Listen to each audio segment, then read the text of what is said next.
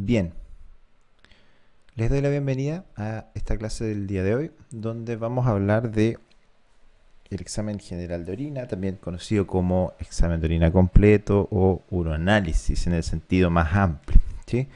Uroanálisis tiene que ver con, obviamente, el análisis de la orina.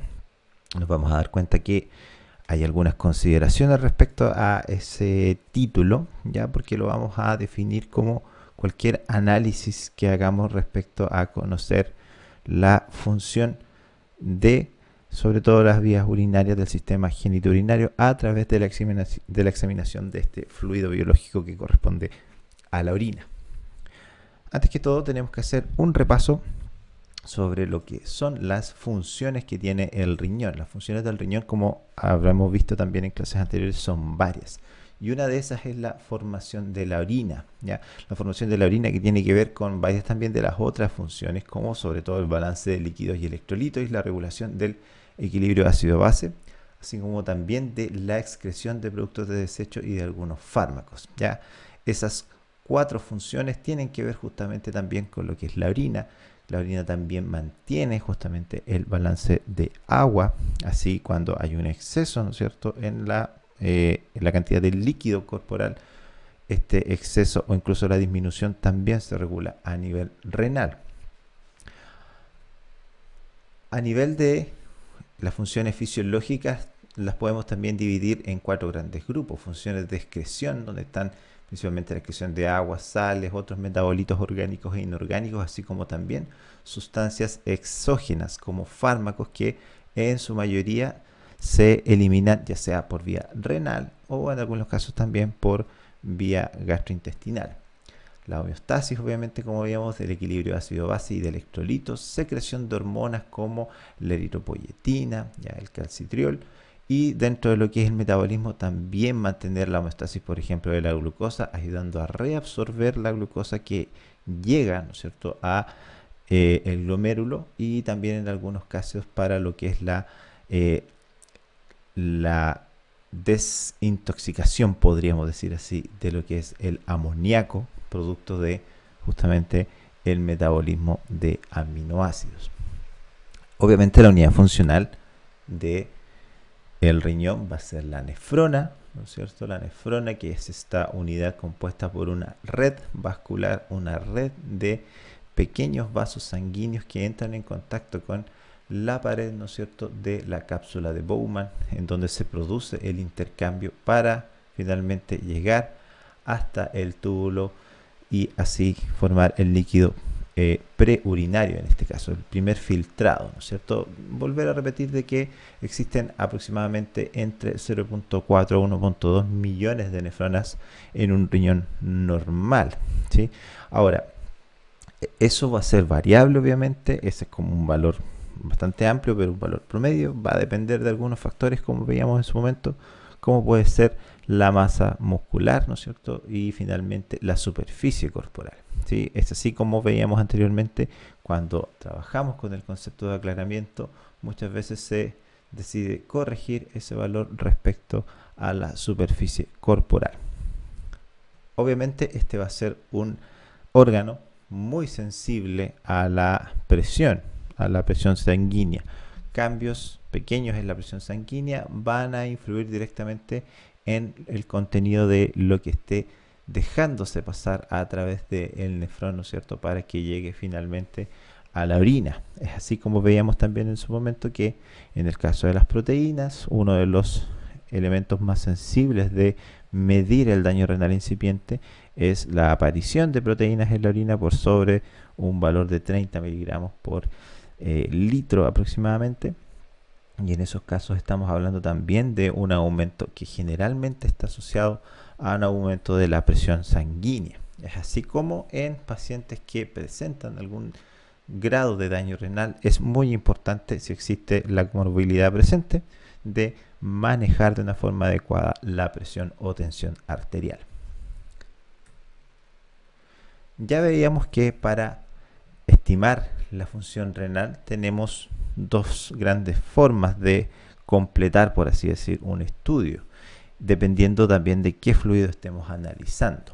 Tenemos también la orina, ¿no es cierto?, a través de varios exámenes, como hacer la tira reactiva, el examen de proteínas en orina, ya sea si estamos buscando proteínas en general, proteinuria, ¿no es cierto?, o específicamente albúmina en el caso de la microalbuminuria.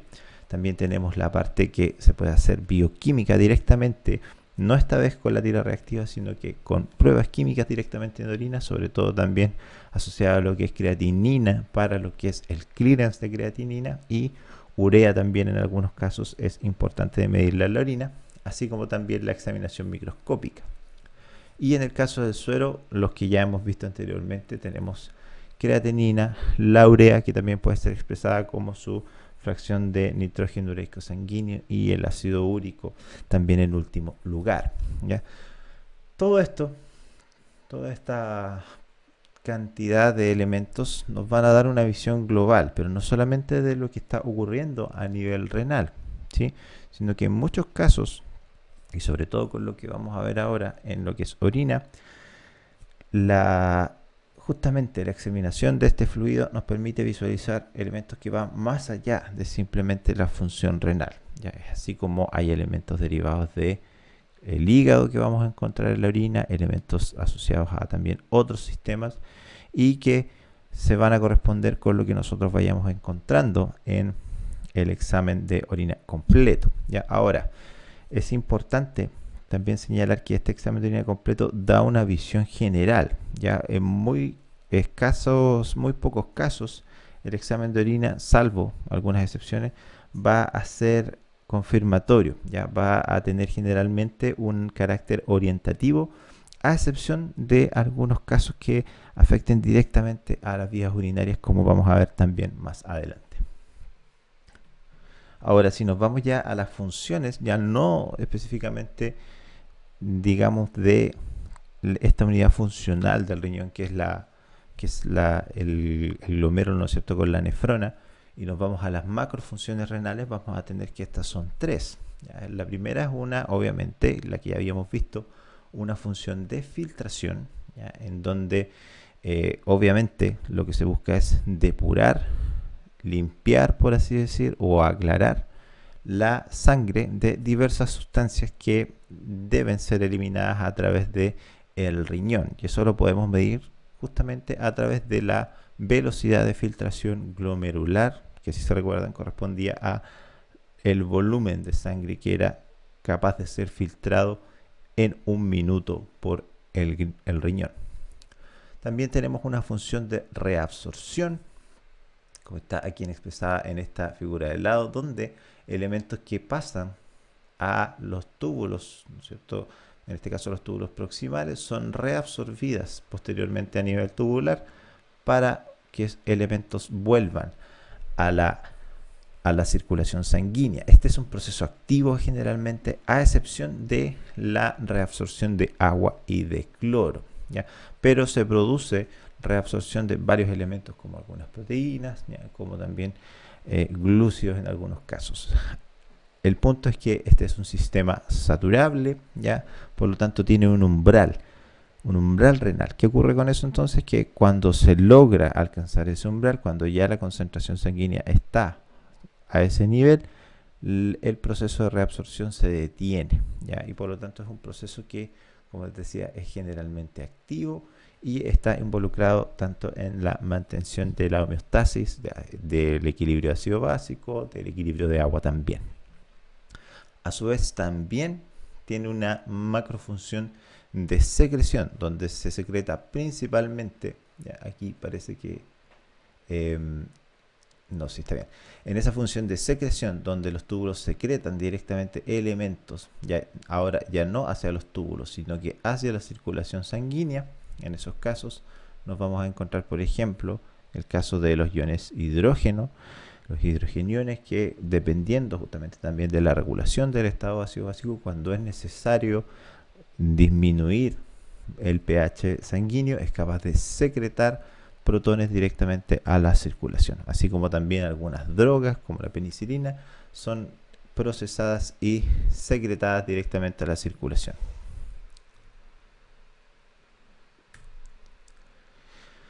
Es así como estas tres funciones de justamente del riñón van a confluir también en lo que es la formación de la orina, ¿ya? Y esta formación de la orina está dada principalmente por varios puntos, ¿sí? Y que cada uno de esos puntos va a tener un rol importante en la conformación de los elementos químicos de la orina, ¿sí?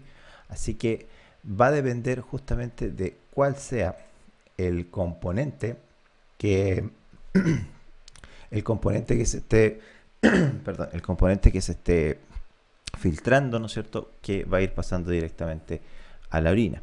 Entonces, en primer caso tenemos la ultrafiltración del plasma sanguíneo, que va a dar lugar a lo que se denomina la orina primaria. La orina primaria, que es isotónica con el plasma, o sea, tiene la misma concentración, vamos a decir, que el plasma, y que está dispuesta a partir de que es posible de que todos los elementos que manejan justamente la isotonía del plasma puedan pasar libremente desde la circulación hasta el espacio del glomérulo.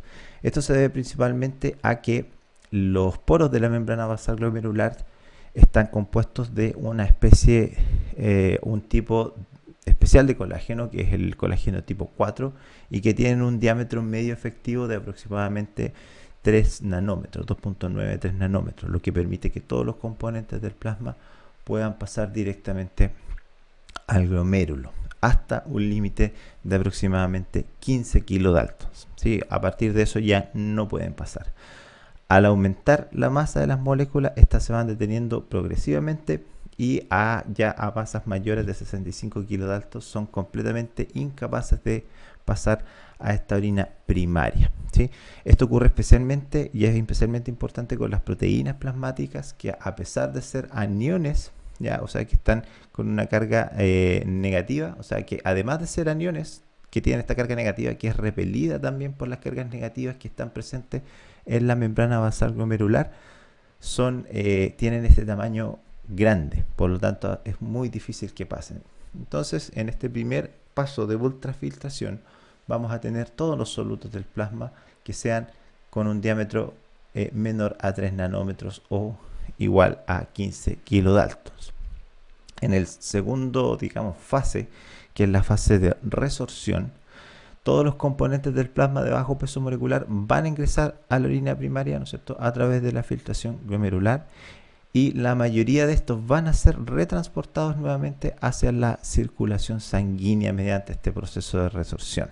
¿Para qué? Para mantener equilibrios, para evitar la pérdida de electrolitos, por ejemplo, que pueden ser importantes para mantener el correcto funcionamiento de el organismo. En este caso, ¿no es cierto?, en el túbulo proximal se van a recuperar algunos elementos como por ejemplo la glucosa, otros azúcares, algunos aminoácidos y elementos como lactato y cuerpos cetónicos. La mayoría de estos van a ser transportados mediante justamente transporte activo y a través de varios sistemas de transporte específicos para cada tipo de elemento, ¿ya? Sobre todo asociado, por ejemplo, hay aquí algunos casos de transportadores de algunos aminoácidos que se pueden asociar con algunas enfermedades hereditarias. Pasa así, por ejemplo, con la cistinuria, con la glicinuria, que en el fondo tiene que ver con la incapacidad de resolver cistina y glicina respectivamente. Algunos otros elementos como bicarbonato, iones de sodio, fosfato, sulfato, también son resolvidos en este caso por mecanismos activos, pero ahora dependientes de ATP, especialmente en el túbulo proximal. Y en el tercer paso, bueno, aquí también se va a producir la resorción de otros elementos, como por ejemplo la resorción de agua, que está regulada por sodio y por cloro, perdón, además que están controlados por la aldosterona y por la arginina vasopresina. Y el tercer paso corresponde a la secreción, que algunas sustancias excretadas van a ser liberadas a la orina por transporte activo ya a nivel del túbulo renal, que incluyen, por ejemplo, iones hidrógeno, iones potasio, urea, creatinina y algunos medicamentos como la penicilina. Entonces, hablando de los componentes de la orina, vamos a encontrar principalmente que está compuesta por derivados del nitrógeno, donde vamos a tener la creatinina con una concentración entre 0,05 a 0.1 gramos y que proviene principalmente del metabolismo muscular, perdón, creatina en este caso, creatinina, ahora sí, que está entre 1 a 1.5 gramos y que proviene de la creatina, urea, principalmente del metabolismo proteico, ácido úrico proveniente de la degradación de ácidos nucleicos, específicamente de purinas, y también tenemos hipurato, ya el hipurato. Además de eso, algunas generalidades, vamos a tener que el volumen de orina va a estar entre 0,5 a 2 litros al día, con un pH aproximado medio de 5.8, que puede variar entre 4.8 a 7.5, una densidad que va a estar entre 1.015 a 1.022 kilogramos por litro, osmolaridad muy variable, si se fijan, entre 50 a 1300 miliosmol por kilogramo, y con entre 70 a 50 a 70 gramos de elementos sólidos al día. Los valores de glucosa, proteína, cuerpos cetónicos y aminoácidos van a ser muy pequeños, a excepción de los aminoácidos que por su pequeño tamaño pueden pasar con mayor facilidad hacia la orina principalmente. Dentro de lo que son los componentes inorgánicos de la orina, vamos a tener con mayor importancia o con mayor cantidad el cloro, ¿ya? En un valor de entre 120 a 240 milimol al día. Segundo tenemos el sodio entre 100 y 150, y tenemos otros también importantes como el ácido fosfórico, el anión sulfato y el amonio, entre otros elementos como potasio, calcio y magnesio, que también están presentes en menores cantidades. Hablando ahora específicamente de lo que es el análisis de orina completo o uroanálisis, nos vamos a referir primero a lo que es la recolección de la muestra de orina. Lo primero que tenemos que entender es que la orina, como cualquier fluido biológico, es un material biopeligroso y debe ser tratado con las normas de bioseguridad correspondientes a la manipulación de fluidos biológicos con peligro infectante. Debe ser recolectada en contenedores de boca ancha, de fondo plano y de material transparente, como lo son de este tipo, ya que algunos de ustedes probablemente ya conocen. La diferencia de estos dos es simplemente el volumen. Estos generalmente están asociados a un volumen de hasta 250 ml y esto alrededor de 100 a 120 ml aproximadamente. La teoría nos dice que estos contenedores tienen que tener solamente esa característica de ser limpios, estar secos y ser antiderrames. Antiguamente, y también en algunas otras partes todavía se utiliza que el propio usuario, ¿no es cierto?, tiene que disponer de sus contenedores. Entonces no era poco frecuente antiguamente encontrar frascos ya de, por ejemplo, estos frascos de vidrio de los colados que se les da a los bebés, ¿no es cierto? Botellas de vidrio también, incluso botellas de plástico que los mismos pacientes lavaban y llevaban a el laboratorio con orina, ¿ya? Hoy en día esta práctica casi ya no se utiliza para lo que es el examen de orina completo, ¿ya? De hecho, si se fijan acá, dice que solamente estos elementos deben ser limpios, ¿ya? Pero, sin embargo, cuando se requiere cultivar esa orina para un estudio microbiológico, es necesario que estos sean hechos con un contenedor totalmente estéril, ¿ya? Por lo tanto, lo que se hace hoy en día es trabajar casi generalmente con contenedores estériles. Ya casi no existe el concepto de contenedor limpio no estéril. La mayoría vienen esterilizados. Por lo tanto, es lo que se va a utilizar preferentemente para el análisis de orina, ya independiente si requiere un cultivo. A eso me refiero, de que en la mayoría de los casos los contenedores van a ser contenedores estériles. Deben estar correctamente etiquetados con su orden médica. Si no existe esto, también se dispone o se considera un criterio de rechazo para esta muestra.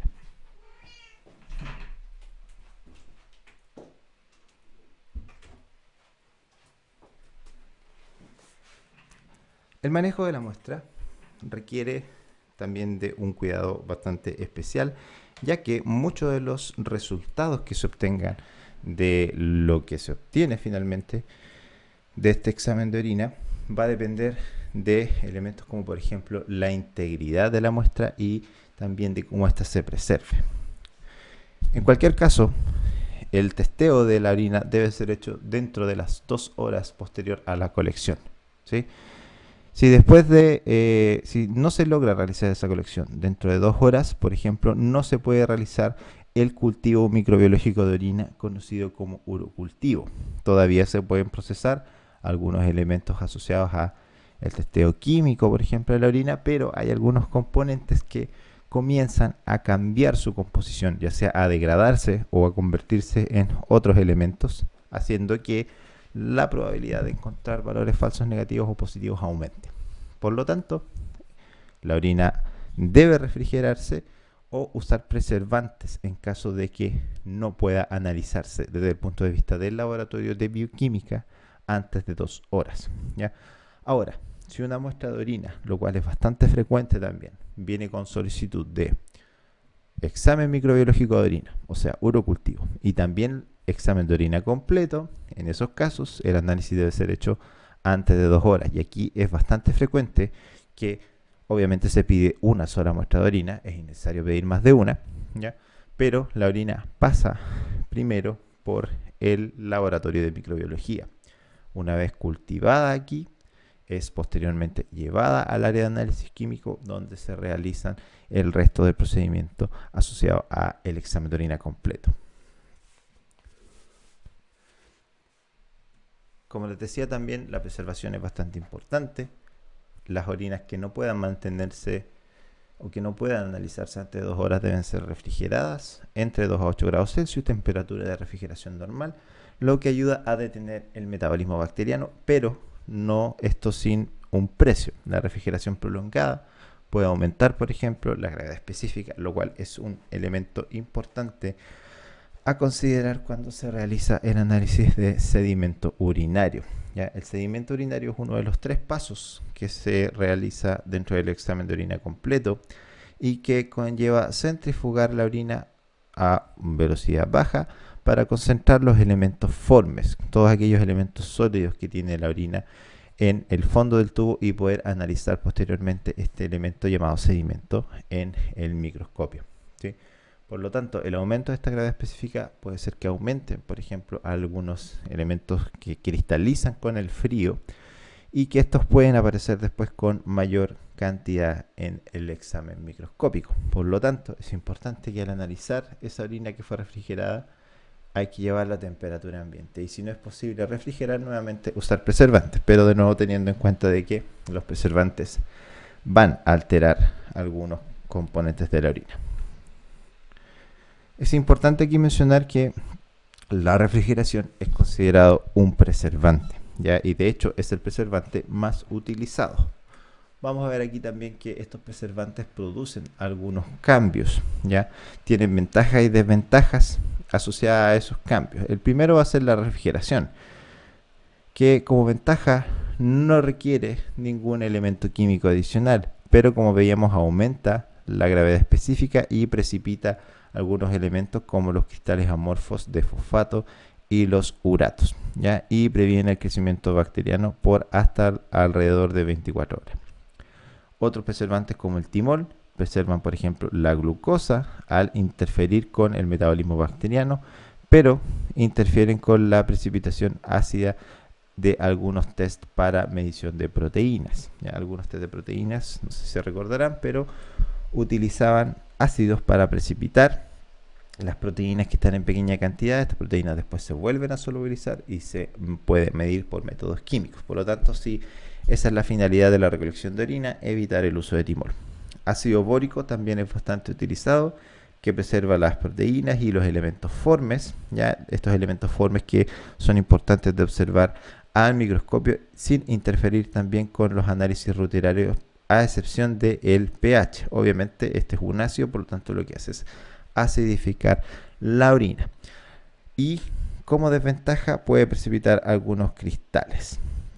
La formalina también se utiliza especialmente para preservar los elementos del sedimento urinario, pero actúa como un agente reductor, interfiriendo con algunos test químicos como el de glucosa, sangre, leucocitos y otros elementos.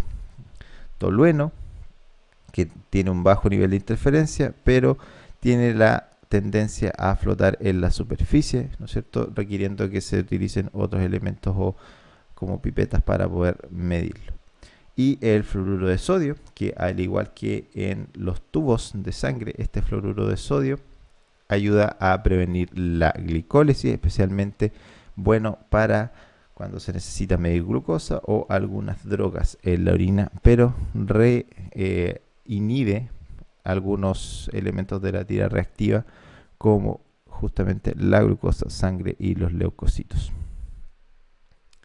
Cuando la orina no se preserva, se pueden producir algunos cambios evidentes, que son estos que están acá, y que pueden estar divididos dentro de lo que son cambios físicos directamente, como el color, la claridad o el aroma.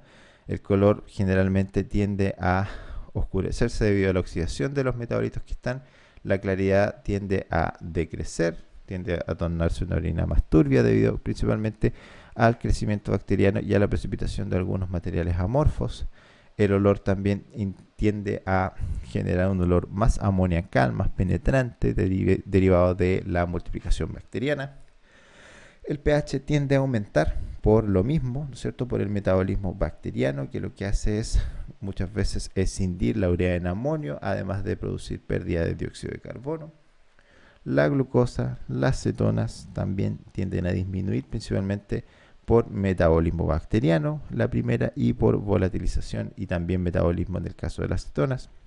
Bilirrubina y urobilinógeno también tienden a decaer, principalmente debido a la exposición a la luz. La bilirrubina es sensible a la luz, por lo tanto cuando se expone a la luz tiende a ir desapareciendo, ¿no es cierto?, a convertirse en otros elementos. Nitritos se incrementan justamente por la multiplicación de las bacterias que reducen nitratos a nitritos, debido a lo mismo que veíamos acá. Las glóbulos rojos y algunos cilindros también tienden a desintegrarse, por lo tanto pueden desaparecer, y obviamente las bacterias van a aumentar debido a multiplicación.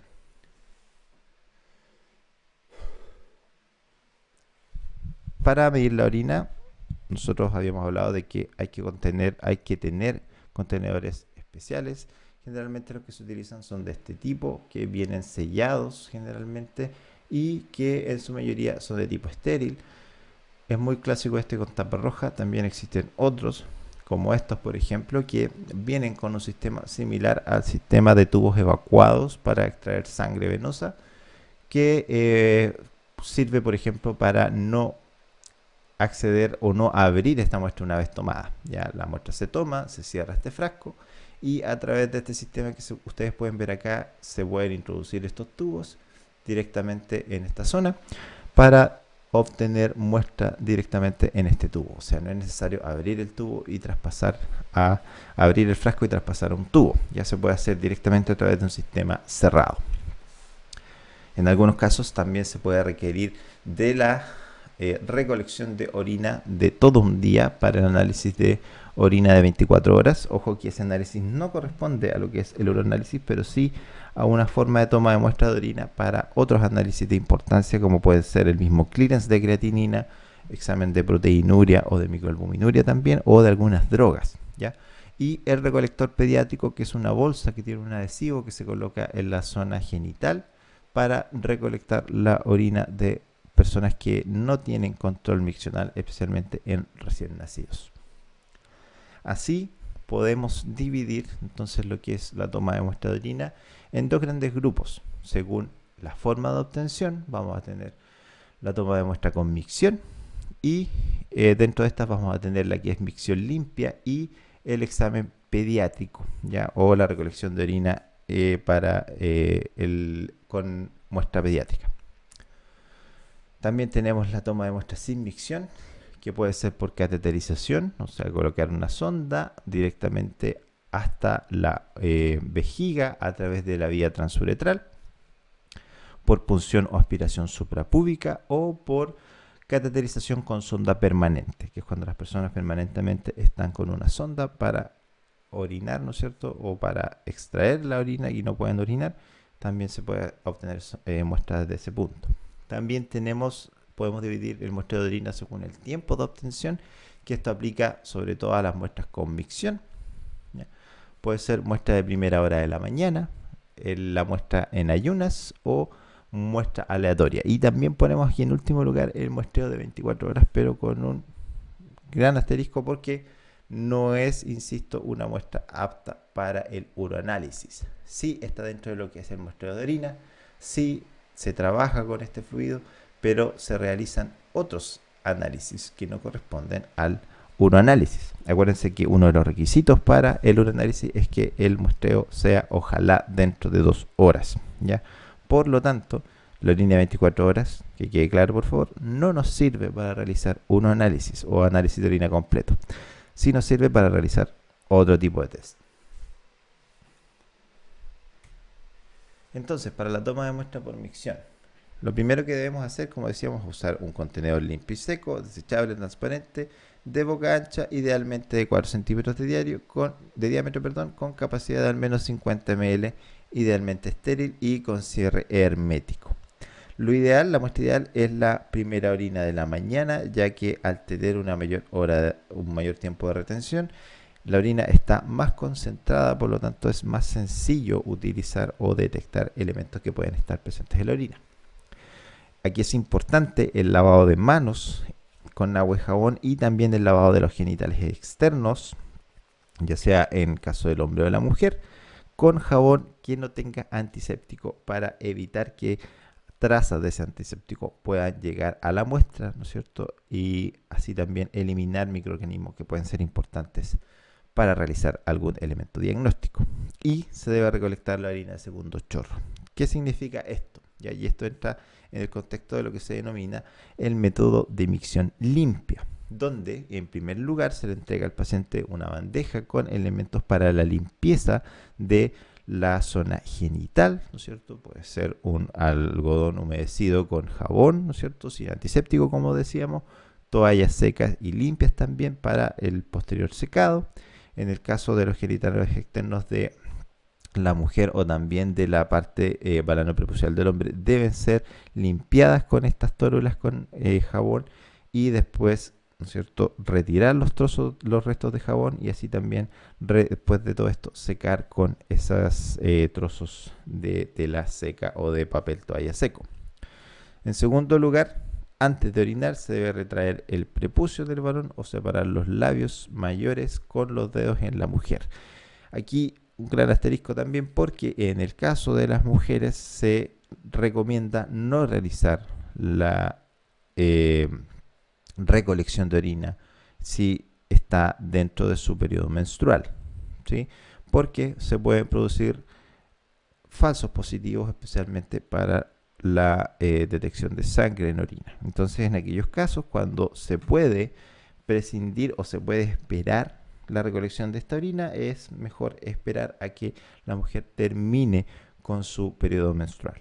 Si no es posible, ya, si es de mayor urgencia, si es con un requisito un poco más urgente, esta recolección de orina, se puede usar un tapón vaginal en estos casos, ya, pero también se debe realizar posterior a la colocación de ese tapón la limpieza de los genitales. Finalmente, una vez que se separan, ¿no es cierto?, los labios de la mujer o se retrae el prepucio en el hombre, se elimina el primer chorro de orina en el baño, ya en la taza del baño o en el urinal, y en el frasco se recoge el segundo chorro, aproximadamente 50 ml de volumen de orina recolectada, y esto es importante también, sin tocar, ya sea con las manos o con los genitales, la superficie interna ni los bordes del recipiente, ya, para asegurar de que no hayan células también que puedan pasar directamente desde la dermis, ya sea de las manos o de los mismos genitales, hacia la orina. Y también acuérdense que hay una parte de flora bacteriana típica en la piel que puede pasar directamente hacia la orina sin que sea representativa de esta. Una vez que se completa la recolección, ¿no es cierto?, el frasco no es necesario que esté lleno, de hecho se recomienda llenarlo aproximadamente hasta la mitad, por eso se habla de 50 ml aproximadamente. El resto de la micción se completa en el urinal o en el baño. En el caso de la muestra pediátrica, como veíamos, se utiliza el recolector que tiene esta forma, se coloca de esta forma. Veíamos que tenía un adhesivo, ya ese adhesivo se retira la capa protectora y se pega directamente en la zona genital.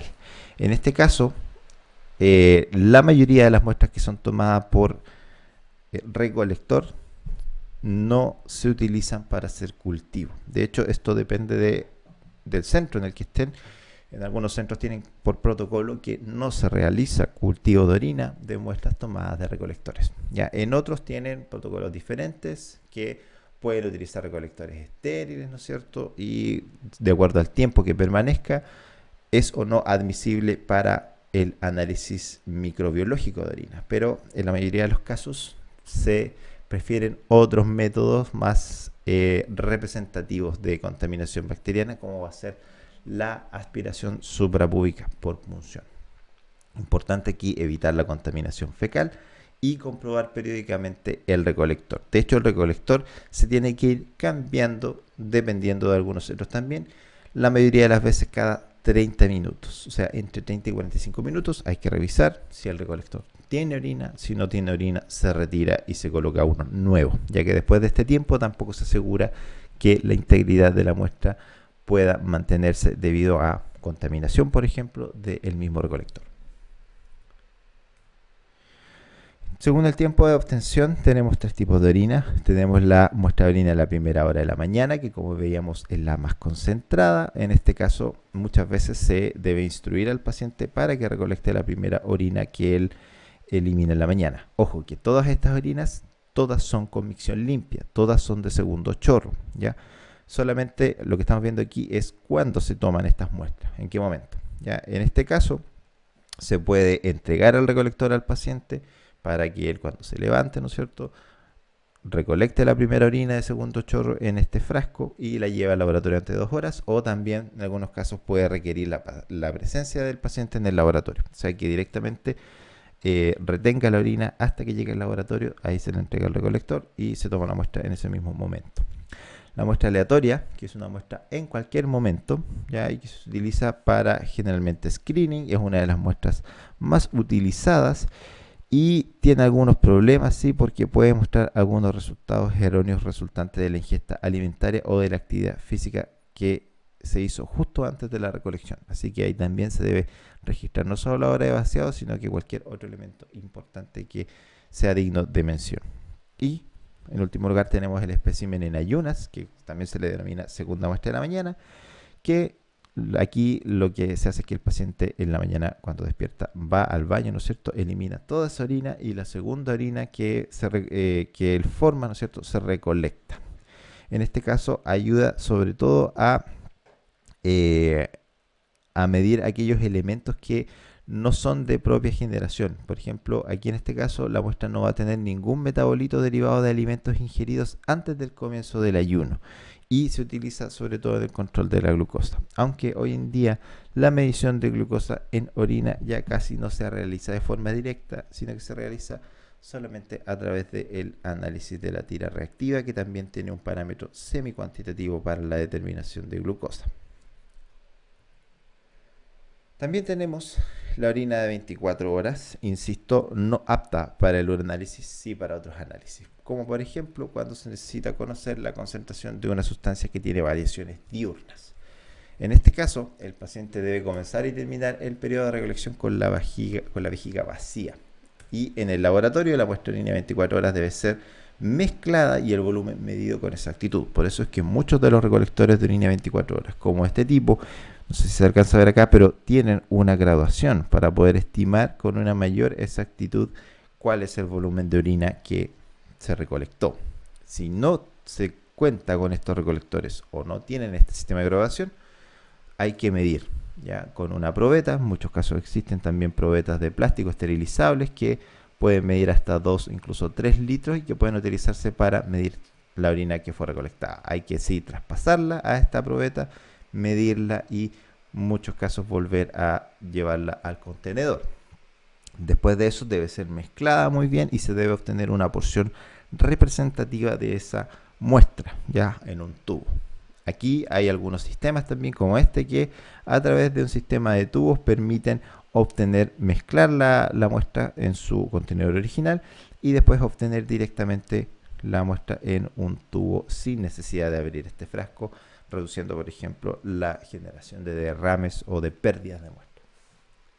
Todas las muestras deben refrigerarse durante el periodo en el cual se están recolectando. Eso quiere decir, en las 24 horas que la orina fue recolectada, la orina debe ser refrigerada. Esta muestra es un poco problemática porque se le traspasa la responsabilidad al usuario, al paciente, en su recolección.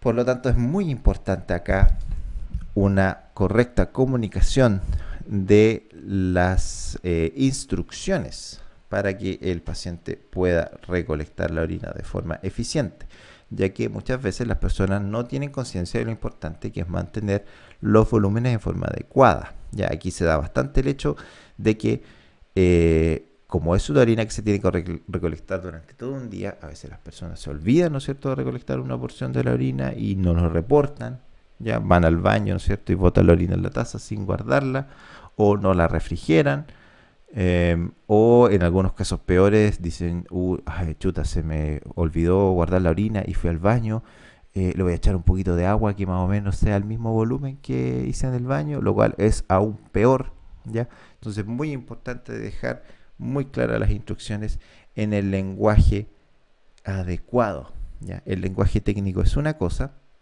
que debemos manejar, ¿sí? Pero el lenguaje adecuado es justamente adaptar nuestra forma de comunicación al tipo de paciente que tenemos, ¿ya? No le vamos a ir a hablar de lenguaje técnico a cualquier persona, ¿no es cierto?, a un paciente que nosotros podemos simplemente saber de que no tiene conocimientos técnicos, ¿ya? El lenguaje técnico es un lenguaje para el mundo profesional, pero para comunicarnos con los pacientes debemos adaptarnos al tipo de pacientes que tenemos. Ya no es lo mismo hablarle a un niño que hablarle a un adulto mayor o a una persona adulta o a un adulto joven. Ya las formas de comunicar aquí es bastante importante y no solamente aplica a lo que es orina de 24 horas, sino que a la mayoría de análisis que requieren la cooperación del paciente. Tenemos que siempre tener en consideración de que el objetivo final del laboratorio es, a fin de cuentas, el bienestar del paciente, ¿sí? Por lo tanto, si el paciente no sigue las instrucciones de forma adecuada, obviamente perdemos nosotros porque tenemos que repetir muchas veces, pero principalmente pierde el usuario, pierde la persona. Entonces, protocolo de recolección de muestra de 24 horas. Lo primero es que cuando se empieza la recolección, la primera orina de la mañana se elimina a la taza del baño. Se anota la hora y desde ahí se comienza a recoger toda la orina que se genere en un recipiente limpio y seco. Ya aquí sí que todavía se ven bastante lo que son las botellas de jugo, de bebida, lavada. Lo ideal es que aquí sí el laboratorio disponga de contenedores de orina de 24 horas y que se le entreguen al paciente previo, obviamente, a la realización de este análisis. Y se debe recolectar la orina durante todo el día y toda la noche hasta el día siguiente. La orina debe mantenerse refrigerada en este periodo. Una vez que termina el día, ¿no es cierto?, en la mañana siguiente, la primera orina de la mañana, la recolecta en el contenedor, anota la hora y se lleva, una vez identificada esta orina, hacia el laboratorio. ¿Ya? Entonces se identifica la orina y dentro, ojalá, de un periodo de 2 horas posterior a esta última colecta, esta última orina que se hizo en la mañana y que se llevó al contenedor, debe ser llevada al laboratorio para su análisis. Pasando ahora a lo que son las muestras sin micción, tenemos las muestras por cateterización o sondaje vesical transuteral, que en este caso debe ser hecha en condiciones estériles, útil cuando no existe posibilidad de micción y se realiza generalmente por personal calificado y es primordialmente usada para el estudio microbiológico. También dentro de las muestras sin micción tenemos la punción o aspiración suprapúbica, en donde lo que se hace es que a través de la zona abdominal se introduce una aguja directamente hacia la vejiga para poder obtener directamente orina. En este caso es un procedimiento médico, generalmente se realiza en campo estéril, ya por lo tanto tiene que ser realizado con las medidas de protección adecuadas y por personal calificado. Y en este caso es una muestra estéril, ya porque la orina, por definición, es un líquido estéril. ¿Qué sucede? Que a medida que la orina va avanzando a través de los conductos uretrales, sobre todo las vías urinarias bajas, va tomando parte de la flora bacteriana que está presente en estas zonas. Y por lo tanto, lo que nosotros obtenemos en el laboratorio ya no es una muestra estéril, ¿ok? Pero por definición, la orina formada es un líquido estéril, ¿ok? Por lo tanto, la gracia que tiene este tipo de muestra que también es cuando es imposible obtener muestra, ¿no es cierto?, a través de obtener muestra directamente por micción, ¿ya? Se puede utilizar la aspiración suprapúbica también de elección en aquellos pacientes recién nacidos cuando no puede obtenerse a través del recolector o cuando se necesita de una orina que esté segura que es estéril, ¿ok? Bien, eso con respecto a las formas de generalidades y formas de tomar la muestra de orina. Ya en la siguiente parte vamos a hablar de lo que es el procesamiento por el laboratorio de esta orina obtenida.